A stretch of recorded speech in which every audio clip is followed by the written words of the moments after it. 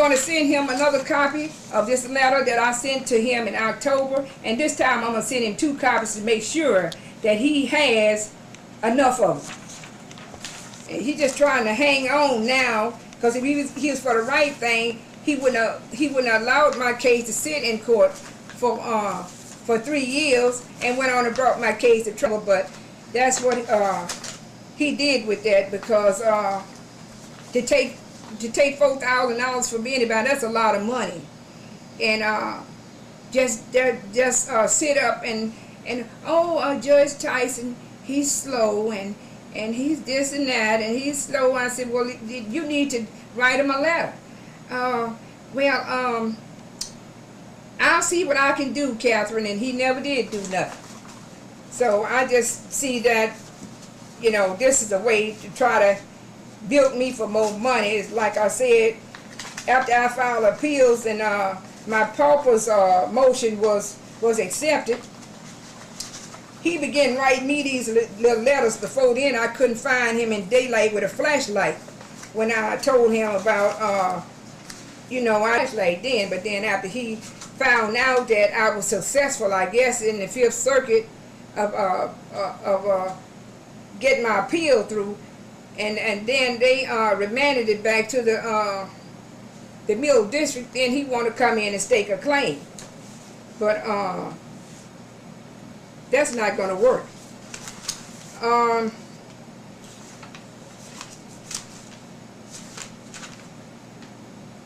This is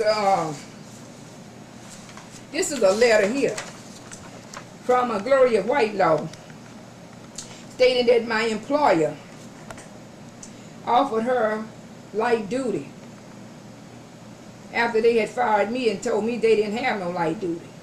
And this is an affidavit. She had this notarized, and this is a letter here. Well, after I had written my employer and complained about some unfair practices, then they wrote this letter saying that I was off during the time. They had sent me home and said they didn't have anything that I could do, and they would send me a duty list to send to my doctor.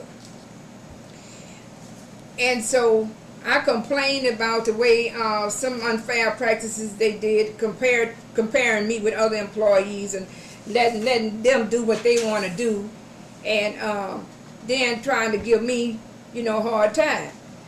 So immediately after they sent me home, when they found out I had made these complaints against them, one to the EEOC even much, and right here, I made this one to the EEOC.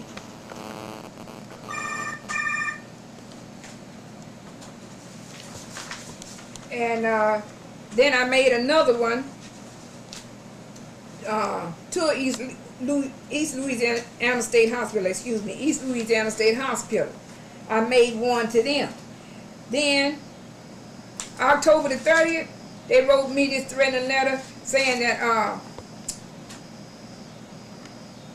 you are hereby directed to return to work no later than Thursday, September 7, 2000. Failure to return to work may result in disciplinary actions, up to and including termination from your position. If you feel of resigning, if you have any questions, you may address them to Jacqueline G. Jefferson, Human Resource Director. Well, naturally, her sister was one of the ones that was detailed into a rec therapist position. And I brought that issue up, but not just her, it was Samoa, but I brought that up to say that one time I occupied a rec therapist position as well, even though I was out on injury. If you can send me out on injury, you could let me come back to work and give me a position too, and let me delegate some work to somebody else. So what's fair for one person should be fair for another. At least let me come back to my job. But anyway, they based this decision on facts they got from Dr. Janet Lewis, saying that Dr. Janet Lewis based this on your job description as a recreation therapist service specialist. And said Dr. Janet Lewis said I could return to work with no restrictions. Dr. Janet Lewis wasn't even my doctor. Dr. John Piker sent me back to work on light duty.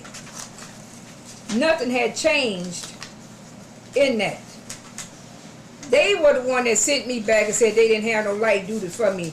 I showed up for the light duty.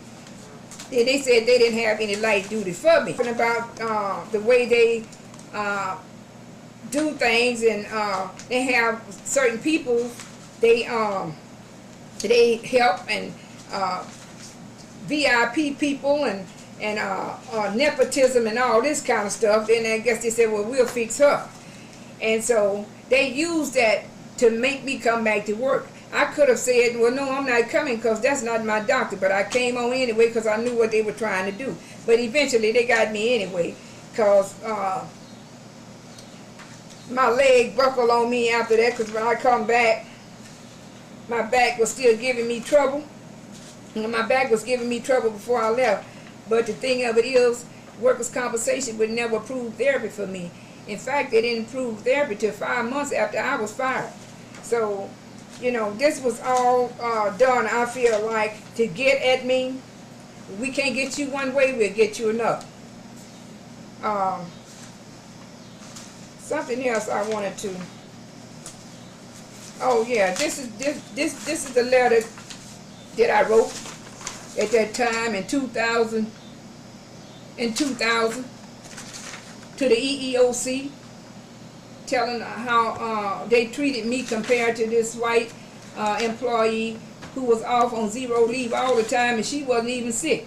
And matter of fact, when I was fired, she was off on zero leave then. And how you gonna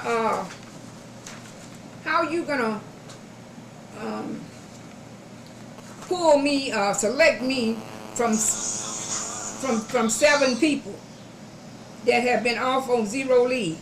You gonna select me out of 7 people and say, oh yeah, you the one, you done exhausted all your leave, you on zero leave, and then there's 6 other people have been off longer than me, and 3 been off for a year, and then you gonna just select me out of the group? No, that was did because I brought up these issues and they wanted to get back at me. That was retaliation.